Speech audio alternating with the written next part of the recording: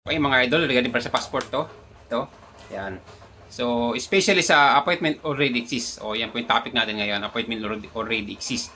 Marami na akong ginawang video nito before. So, yung nga lang, yung iba hindi nakakasunod. Kasi, saka yung iba natabunan na ng aking mga video. Okay? So, ito yung mga bagong update ngayon tungkol sa appointment already exists.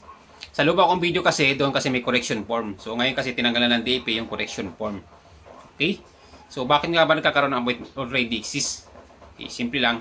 Yung iba kasi kumukuha ng slot hindi pala marunong. Kaya pag nagkamali, akala nila pag binak nila okay na yon. Okay. Tapos pag kumuli sila ng bago, yun, hindi na sila makakuha kasi nga lumalabas appointment already exists na. Okay? So simple lang guys, ito yung gawin nyo para mawala yung appointment already exists na yan. Tatlong bagay lang pwede natin gawin dyan. Okay? So una, pag yung pangalan mo, 2 words, sample Maria Cecilia. So, pwede mong i-double space yung Maria Cecilia doon. Mawawala na yung appointment already exist doon. Okay?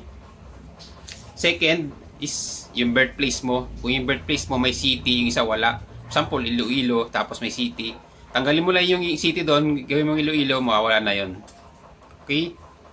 Ganun yung mga pwedeng gawin para mawala yung appointment already exist. Third naman, yung birthday. Okay? Birthday mo, example, ang birthday mo July 1, so gawin mo July 10. Okay? Ito guys, mga ano lang to, mga technique lang to na pwede nyo gawin pero hindi naman to advisable, di ba? So, kung nagmamadali ka, pwede mong gawin to. Kung hindi naman, hintay mo na lang yung 3 days kasi para mawala yung appointment already exist mo, 3 to 7 days bago mawala yan. Okay? Ganun po siya katagal. Minsan, naabot na lang 2 weeks. So, ngayon, kung nagmamadali ka talaga, so, yun ang pwede mong baguhin, pangalan, birthday, saka yung birthplace mo. Okay? So, makiusap mo lang sa DAP, sabihin mo nagkamali ka ng pag-fill up. Okay?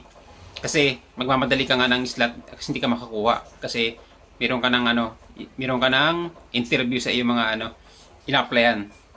Okay? So, ngayon sabi ko nga, kung hindi ka na magmamadali, pwede mong hintayin na lang yung 3 to 7 days para mawala yung appointment already exist.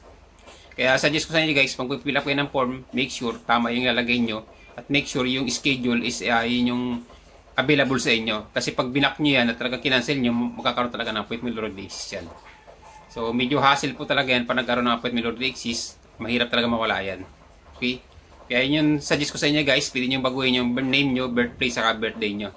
Okay? So, makiusap na kayo sa DAP na nagkamali kayo ng pag-fill up. Dati kasi mayroong form yan, so ngayon kasi tinanggal na yung form. Okay? Kaya ang gagawin na lang dito, makiusap na lang kayo ng maayos sa DAP na nagkamali kayo ng pag-fill up. Okay?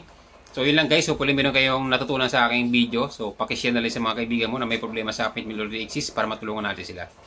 Kung meron ka pa rin din naiintindihan, comment ka lang sa baba para masagot ko yung mga katanungan mo na hindi mo naiintindihan sa video nito. So, yun lang guys. So, please subscribe na lang and pakishare yung aking video. Thank you!